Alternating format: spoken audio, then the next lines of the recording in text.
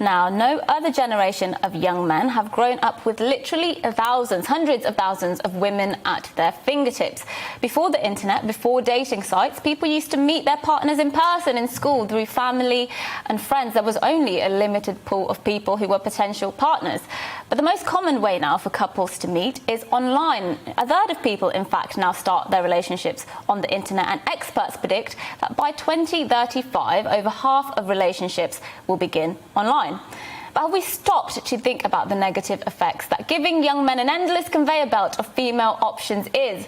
We've all watched a few Attenborough documentaries in our time. We know that across the animal kingdom, it's the men that compete for the women, and humans are no different. Women get to sit back as men scrap over them, as men pay for the first date, as men make the first move. Quite frankly, I don't envy being a young single man in today's world. Now, I'm not saying that the world of relationships for women isn't difficult either, it is. But you go to any newsagent today, pick up any magazine, and you'll find pages and pages of women airing their opinions and their woes about love, men, and relationships. Who's talking about how tough men have it too? Where do men go to air their grievances? The reality is, finding love as a man in this day and age is all well and good if you're 6 foot with a permanent beach body and a beard, and a nice car, and a nice job. The list of what's expected of men, or at least what men think is expected of men, by modern women goes on.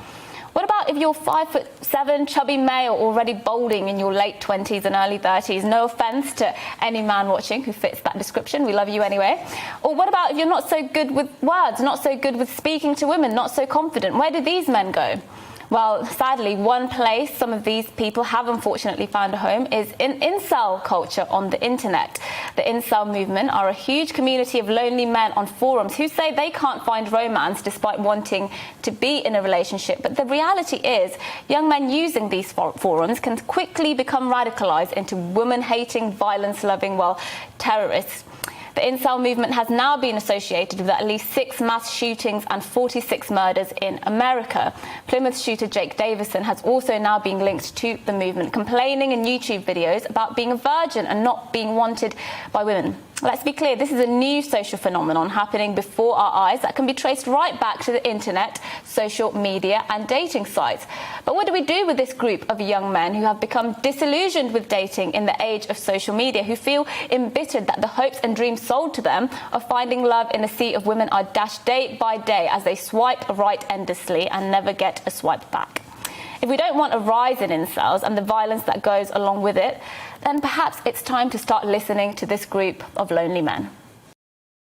I woke up this morning to headlines across the British media describing what's happening in Afghanistan as a disaster. Disaster as Taliban take control. Let's be very clear on this. The word disaster doesn't do justice to what's happening out there. Capitulation, dereliction of duty, humiliation, crime against humanity, impending genocide, humanitarian crisis. All of those words rolled together don't even scratch the surface. All of this in the misguided attempt to bring Western democracy to a region that only knows hardline dictatorships or radical religious rule. The arrogance of trying to impose fluffy Western values on people with an entirely different culture and outlook on life is sickening. It's not as if the Afghan Lib Dems are coming out in force, is it? Although there is probably a stronger Liberal Democrat presence in Kabul than there is in Westminster. Ironically, I very much doubt that they want to vote to remain there. We shouldn't have been there in the first place, really, though, should we? The Afghan withdrawal has exposed the myth as well that Joe Biden is a good guy. Biden claims to be in charge of the most progressive government in American history, with a record number of women from ethnic minority backgrounds in his cabinet. But how can Joe Biden claim to care about women, or indeed ethnic minorities, or even the poorest in society, when his decision to pull out of Afghanistan and withdraw all air support for the Afghan National Army has consigned millions of Afghani women to a life of slavery, rape, no education and no rights whatsoever? While the Taliban rolled into Kabul and took control of the presidential palace, Dominic Raab was flying back from a holiday he was told not to go on, and Joe Biden is apparently on vacation at Camp David. I'm sure the women of Afghanistan will sleep easy tonight, knowing that Dominic Raab has got a cracking suntan and a belly full of poolside mojitos, and that sleepy Joe Biden has caught a few Zeds at his luxurious presidential retreat. The Taliban is already being spoken about in terms of being a genuine government. It won't be long before there are Taliban representatives at the United Nations or at the World Health Organization, although, to be fair, that might actually improve the credibility of the WHO. What's very telling is that while US and UK officials were being airlifted out of Kabul in scenes reminiscent of the fall of Saigon, Russian and Chinese officials were moving in. They have, quotes, good relations with the Taliban. People called Afghanistan an unwinnable war. It's not unwinnable. China and Russia have won, without them officially firing a single shot. We went into Afghanistan to reduce the terror threat on the streets of Britain, improve the lives of Afghani population, increase our influence in that part of the world. On all counts, it's failed. We need to stop meddling in those regions. It just doesn't work. Well, are Meghan and Harry now a busted flush? Harry used to poll just underneath the Queen when it came to royal popularity. The cheeky chappie who loved a night out, sometimes he loved a few nights out in a row from what was reported, and fought for his country in not one, but 2 tours of Afghanistan. He was the nation's sweetheart.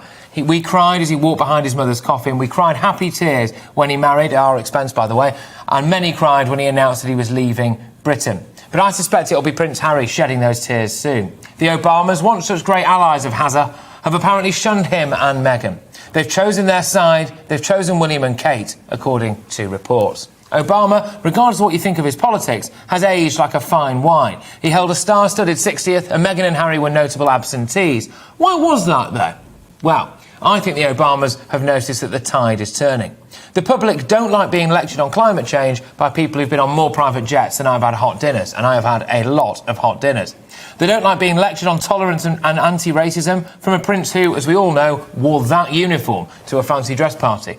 They don't like being lectured on equality and fairness from a man who's probably got one of the most gold-plated trust funds that the world has ever seen, and he probably thinks that the term living on the breadline just means camping outside Greg's first thing in the morning.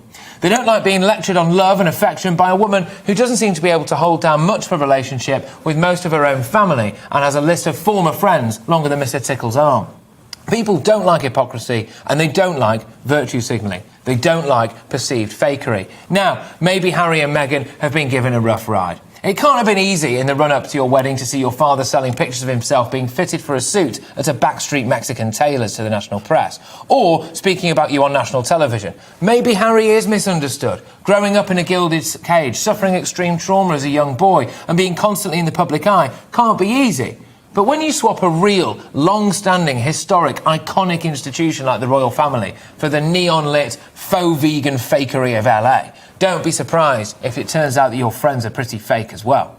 Meghan and Harry as a brand can now only survive if they remain popular with their Hollywood pals, and the Obama snub is a sign, really, that, surprise, surprise, their shallow friendships might not stand the test of time. As a rule, if you have to import celebrities like George Clooney to come to your own wedding, don't be surprised if those friendships turn out to be nothing more than skin deep. Time will tell whether Harry lives to regret his decision, but there are some facts to remember. Class is permanent, but everything in Hollywood is temporary.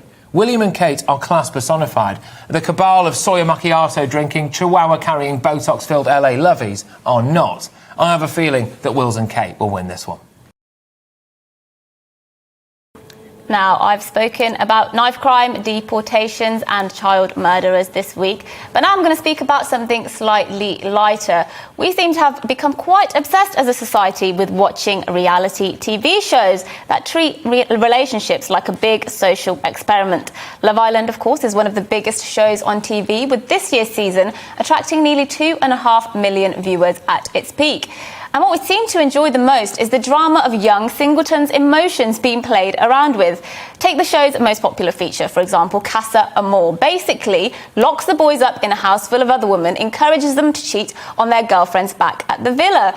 Then, this year, the producers sent pictures to the girls of their boyfriends essentially kissing other women to wind them up, leading to episodes worth of tears, heartbreak, and drama. In fact, the saga prompted nearly 25,000 complaints to Ofcom. But it's not just Love Island that treats young, attractive singletons desperate for love like guinea pigs. A new reality dating show called Ready to Mingle is due to start next month, coinciding with the end of Love Island. One single girl will be living with 12 potential male suitors, but not all the boys will be single. In fact, their girlfriends will be living in a secret house behind the scene. And the aim of the game is for the lads to trick the single woman into thinking they're single to win the cash prize. Essentially, they have to seduce her, then dump her, in other words, humiliate her, or to walk away with a bit of money. And then there's a new show where it's the other way around too, set to air later this year. The Love Trap will see a dozen women try to win over one single man, except half of the girls will have no interest in a relationship at all and are just there to grab the cash prize. Again, the aim of the game: seduce, deceive and dump. Now, I hadn't watched Love Island until this year. I thought, why on earth would I want to watch a bunch of vacuous bimbos pumped full of lip filler and silicone breasts romping with a bunch of airheads every night on the telly? But alas, I was wrong. I admit it. In fact, turns out that's exactly what I want to watch at 9 o'clock every night. I too have succumbed to the cultural phenomenon. But it begs the question, why are we so obsessed with romanticising deceit and infidelity? Why do we like to watch as young, impressionable people who want their time in the limelight are made jealous, lied to, cheated on and have their little hearts broken, all for the sake of entertainment? And what is this doing to young people's perception of what relationships are all about? Relationships are in disarray at the moment. People are having more of them. They're settling down much later in life. Marriages are down, divorces up. And that's before you get into what these shows do to young people's self-esteem. Look, I despair at what these shows are teaching my generation. I despair at dating in this day and age. But we are all to blame for giving these shows airtime. There are loads of things that make me proud to be British. This tiny little weather-beaten rock once ruled the waves and indeed much of the world as well. We helped defeat the Nazi war machine, we invented cricket, football, rugby, the steam engine, the World Wide Web and of course we brought the world the Spice Girls and to a lesser extent chicken tikka masala. We're a proud nation that has shown time and time again that in the face of national and international crisis we will stand up and be counted. We will act with independence, intelligence and creativity, whether it be cracking the Enigma code or securing a vaccine rollout. When the going gets tough, Britain really does get going. In fact, there is nowhere else I'd have rather been born and raised. I have no hesitation in saying that I think Great Britain is really the best country in the world. I am very proud to say I'm British. But I'm not proud of what we've done in Afghanistan. Or perhaps I should say what we've done to the Afghanis and the Afghan population. I don't particularly think we should have invaded in the first place. It was a time when we had a leader in the shape of Tony Blair who was happy to be George Bush's poodle and lead this country on a short leash into unwinnable, poorly planned wars in the Middle East. Those wars were designed to prevent terror attacks. At least that's the line they fed us anyway. In fact, they've had the opposite effect, haven't they? Radicalising vast swathes of the population across the Middle East and indeed many domestic terrorists as well. The irony is that we blindly followed America into the Afghan war and we've had to blindly follow them out in a hasty retreat. 454 British troops died in Afghanistan, countless others lost limbs and suffered and continue to suffer with terrible mental health problems. Our decision to withdraw and to hand the country back to the Taliban is a desecration of their legacy. What did they fight and die for? I'm not proud of Britain for that. But more than that, I'm not proud of the way we're treating the Afghan interpreters. In fact, I think it's a national disgrace that actually, in this instance, makes me a bit ashamed to be British. And I don't say that lightly. We promised thousands of native Afghans that if they helped us out, we'd help them out too. We'd bring them back to Britain and give them and their families a good life. That's a fair deal. It's right and proper. It's very British. But what happened to the idea of British fairness, to Britain's honour, as we allow a rampaging jihadi death cult to once again sweep control of Afghanistan? We've stuck two fingers up to the very people who risked their lives and their families' lives to help us, because they trusted us. We've left thousands of interpreters to die. They face an inevitable death sentence, and so do their wives and children as well. So what's Britain's legacy there? The next time Britain goes to war in some far-flung corner of the world, and there will be a next time, how do we sell it to the locals? Do you think we'll get any help? Do you think we'll get any native support? What do we tell them? This time it'll be different. This time we promise you the earth, and then we leave you in the hands of the people who will put you 6 feet under it. We've been told that funding the Afghan interpreters is limited when they come back to Britain. We haven't got the resources, the housing, the support. Well, we found hundreds of millions of pounds for the mates of government ministers during the pandemic. We find hotel rooms for people coming over the Channel. What kind of country are we? Come on, Boris, make us proud to be British again and do the right thing. Bring those Afghan interpreters back to Blighty. Now, the world's about to end and we should all be absolutely bricking it. That's the message from the eco-warrior lot. But also now from the UN after a report was published saying that temperatures will rise by 1.5 degrees and that human beings are to blame. Yes, but what human beings? You, me, Or is it a small collection of fossil fuel and oil and gas companies? Is it the likes of Prince Harry and co, the do as I say, not as I do lot, who think nothing of taking a gas-guzzling car convoy to the airport before hopping on private jets to go and meet their celebrity mates, so they can sit there and talk to each other about how worthy and great they are, drinking £50 a cup herbal tea and listening to Elton John butcher an acoustic rendition of Kumbaya? Make no mistake, net zero and the climate crisis will be the big battle of our time. It will hit you in the pocket and it will hit you right in the civil liberties as well. By the time you've bought a £40,000 electric car that just about gets you to Birmingham, re-insulated your house, got a smart meter, changed your boiler, and goodness knows what next, put a wind farm in your back garden for goodness sake, there goes your kid's inheritance. Isn't it a bit suspicious that people like you and I will have to foot the bill for the climate crisis while the people that caused it, your big fossil fuel companies, will just invest in renewable energy sources? Could it be that they realise that their huge money-making supplies are now running low and that they need to corner a new, potentially even more lucrative market? And the people telling us to make these changes can swivel, as far as I'm concerned. Alok Sharma, Air Miles Alok, as I'm going to start calling him now, our COP26 president. He flew to 30 different countries during lockdown. He also drives a diesel car. Allegra Stratton, the government's climate spokesperson, she drives diesel. Boris Johnson has enough kids to start a small football team, despite overpopulation being a big issue for the climate. He took a jumbo jet to Cornwall to meet the G7. Sadiq Khan is apparently being driven around in a 5-litre diesel as well. Our leaders have all taken the hypocritical oath, haven't they? But it's not just the hypocrisy of it all. There's something more sinister around the corner. The use of the climate crisis as a way of undermining our civil liberties. You can't travel here because of the environment. You can only use so much energy per day. We're taxing you and making you pay through the nose with new green taxes. And meanwhile, we have Extinction Rebellion protesters, a group of people who claim to care about polluting the environment but aren't afraid to emit a few noxious gases of their own, planning a never-ending protest. They're planning on taking control of 8 different sites in London from August the 23rd and staying there until we've solved the climate crisis. The police will probably just let them stay there, bringing roads to a standstill, preventing emergency service vehicles from getting to hospitals, stripping millions per day off the capital's economy and committing vandalism. But if your grandma doesn't pay a TV licence, she's a criminal and she'll end up in court. It's lunacy. That lot need to have a good wash and get a job as far as I'm concerned. And as for our world leaders as well, until you start pulling your weight, driving electric cars, paying for your own costs when it comes to radically making your own personal life greener and greener than the Emerald Isle, I'm not going to change mine.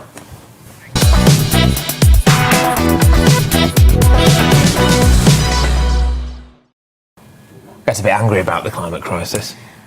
Yeah, and I get why, and it's the hypocrisy, isn't it? We saw the hypocrisy throughout COVID, probably exemplified by Matt Hancock. But the government have done it. The government have done it so much, and people do take notice. I mean, people will care that Alok Sharma, who's sort of the president of COP26, this big climate conference that's taking place, isn't even driving an electric car himself. I mean, I know he said, oh, well, I will get one. Ed Miliband did the same thing. He was doing media rounds, lecturing everybody about how we need to go green and how, you know, diesel cars need to be banned. And they asked him what car does he drive. He doesn't even drive an electric either. No, it is. But this is a really box office final hour of this show for you, because we're going to be talking about all of that, Air Miles Alok, but we're also going to be, of course, discussing as well whether or not Britain has a gambling problem. I feel very strongly about this. No Mercy does as well. I think that a lot of these gambling firms really do deliberately target the worst people, the worst areas of society, the poorest areas of society, plunging people into poverty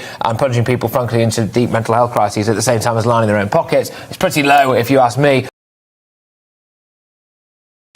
So, a report has come out claiming that 70% of people referred to the counter-terror prevent scheme may have mental health issues. By definition, if you're a violent extremist, I think it's fair to say that you're probably mentally unwell. But our prevent scheme is a bit of a joke. Kids have been referred to it for vocalising their support for UKIP, for example. Now, whatever your views are on that party that literally stood a candidate in the London mayoral election with the surname Gammons, with no hint of irony whatsoever, I don't think supporting UKIP makes you a terror threat. We've got our counter-terror policy all wrong in this country. We're referring kids to prevent for supporting UKIP, but at the same time, we let known violent jihadists out of prison to go and slaughter people on the streets of Britain. Take the case of the Streatham terrorist Sudesh Aman, for example. He was in prison for numerous terror offences, and whilst he was in jail, he said he wanted to kill the Queen. We let him out, we put him under 24-hour surveillance, we witnessed him trying to buy the components for a fake suicide vest, and then watched him go into a shop, steal a knife, and stab 2 people with it. 63 seconds after he came out of that shop with a knife, he was shot dead. But 63 seconds is all it took to stab 2 innocent people. And he's not the only one. London Bridge terrorist Quran Butt took part in a Channel 4 documentary literally called The Jihadi Next Door. He was seen unfurling an ISIS flag in Regent's Park, for goodness sake. Where was the Prevent scheme then? Salman Abedi, the Manchester Arena bomber, he was known to authorities. He was allowed to pack a rucksack full of explosives and detonate it in a room full of children. Now, of course, people with mental health issues or vulnerabilities are more susceptible to radicalisation. There's no disputing that. But we shouldn't use that as an excuse or a justification for not being tough enough on terror. The primary role of a state is to protect its own citizens. And all too often in this country, we prioritise the human rights of the vile jihadists instead of the rights of the people like you and me not to be killed as we go about our daily business. It's all well and good reporting children to the authorities if we think there's an issue there. But the fact is, we're not dealing with actual known terrorists, people who've moved beyond being a potential threat and have actually become a threat. I'm sick and tired of hearing the phrase, the terrorist was known to authorities. I don't personally believe that somebody can be de-radicalised. I certainly don't think you'll ever truly know if someone has been. And until we get tougher with terror sentences and tougher with deportation as well, we'll continue to play roulette with the lives of innocent people on the streets of this country. I'm sick of it.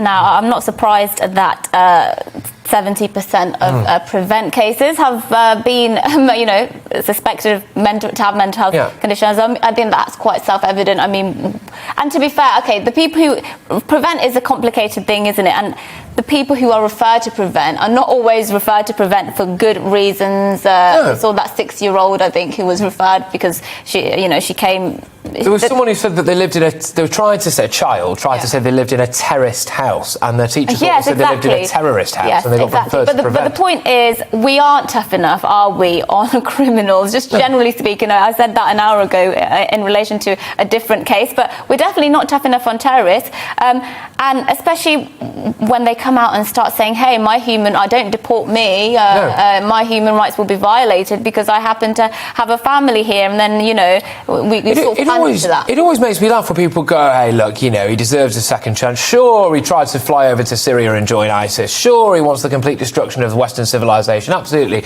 Oh, but he's done about 6 months in prison, so let's let him out. All right, then he can go and move in with you. I don't want him coming around my house, to be perfectly honest with you. I certainly wouldn't want to sit next to them on the tube, for goodness sake. Yeah, and the thing is, you'll never know whether somebody has truly been de-radicalised, because we know people have gone through de-radicalisation programmes, said they've been de-radicalised, and that you'll never truly know. And so I am uncomfortable with the idea that, well, somebody's done a de-radicalisation course, so we're going to let them loose in society. I wouldn't want that person living near me or my children or my family. But then again, I mean, the only way to prevent that is to give them whole life terms. And I think in many of these cases where they are terrorist attacks, they should absolutely never be let out. Well, this is the thing. Are they ever not going to be a risk? That's the thing. Do we need to take the chance? Why are we doing that? There are some things in life where you just make a mistake, right? If I stepped out of the studio now and didn't look before I crossed the road and got hit by a cyclist or hit by a bus, I've made a mistake, right? OK, that's on me. But there's a sliding scale of mistake. And I think going to the massive effort of joining a radical jihadi death cult, planning to go to Syria or something like that, and then trying to actually act out terror attacks in this country, plotting, for example, that's a pretty big mistake that you've made there. And I'm not sure you should ever have your civil liberties again if you do it. Yeah, and that's the case of Shamima Begum, I think, is the case in point. People are still arguing to this day whether she should be let back into the country. She was stripped of her citizenship, British citizenship, by then Home Secretary Sajid Javid. And I, for one, don't ever want her returned to this country. And I sleep quite well at night knowing that I wouldn't want her back in this country, irrespective of whatever human rights that she claims to have now. I find it fascinating. I mean, there's a fantastic quote from old Shamima there, who's in one of the refugee camps wherever she's at the moment, and it's like, Boris Johnson has got no proof that I'm a threat other than the fact that I was in ISIS. It's like, that'll do for me, I think, Shamima. Thank you very much. And yeah, look, I think as well people go, oh, well, look, she was only a child. I think she was 15 when she went over. Well, to be honest with you, a lot of people on the left of this country want people to have to vote at 16. So is she old enough to make her mind up or not, I'm not often shocked when it comes to crimes, but every so often someone commits a crime that I find so utterly heinous that I have to double take, which is what I had to do with a case that's been in the news recently. This is the case of Verfi Koodi, who has just been jailed for manslaughter after she left her 1-year-old baby alone for 6 whole days while she went out and partied around the UK for her 18th birthday. That's right, she literally left her baby to starve to death because she fancied going out on a week-long bender. She felt so bad about it that she even posted selfies and videos online of her partying and even borrowed more money from family on the 4th day of her bender so she could party some more, all whilst her baby lay starving to death at home. And to make it worse, this was not the first time she'd done this. Koodi had left her baby alone 11 times, yes, 11 times over the course of 2 months. One of those times, her poor baby was left alone for 2 days while her monster of a mother, you guessed it, went out to party. Now, this whole case is clearly a huge social service failure on a massive scale. Baby Asia was on a child protection plan from birth. The authorities knew she was vulnerable, yet she didn't even have an assigned social worker at the time. This is a catastrophic failure on the part of the authorities, which was only made worse, of course, by the web of lies and manipulation her mother spun around social services and police. But here is what really gets me. After all of this, she was sentenced last week to only 9 years in prison. 9 years for leaving your baby alone for 6 days to starve to death. Wow. Now, why was the sentence so pathetic? Well, the court heard that she suffered from PTSD, that she was a vulnerable young woman from a broken home. Oh, please, life's tough. People up and down this country come from broken homes and have rough childhoods. They don't leave their babies at home for 6 days dying of starvation for the sake of a boozy outing. 9 years for this crime is an affront to humanity. You know, I might be called mercy, but I can assure you criminals of this kind get no mercy from me.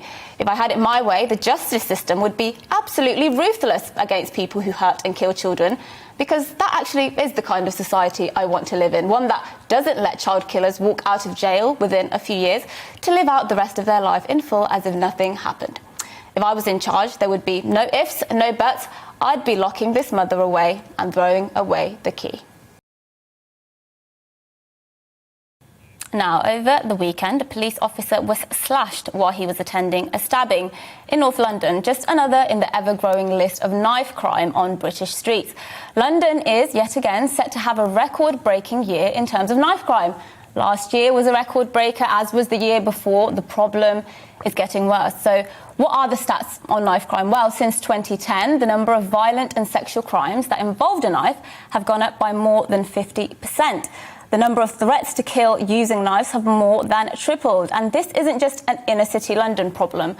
Surrey, for God's sake, crowned as the poshest home county in England, has seen a nearly 600% increase in offences involving sharp instruments over the last 10 years. And let me say what we're all thinking. There's one group in society that is most involved in knife crime from both sides.